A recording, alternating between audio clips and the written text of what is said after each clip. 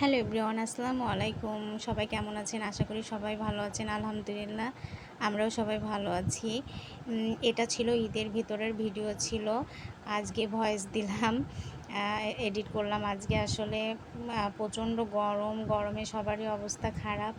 আমাদের এখানে 43 ডিগ্রি ছিল। আজকে এখানে চুয়াডাঙ্গায় সর্বোচ্চ তাপমাত্রা ছিল।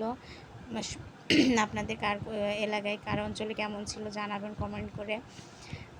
এটা হচ্ছে আমাদের নিজেদের ঘরের পোষা হাঁস ছিল। আমার খালামণি হাঁসের মাংস খাইতে পছন্দ করে। আমরা সবাই পছন্দ করি হাঁসের মাংস খাইতে।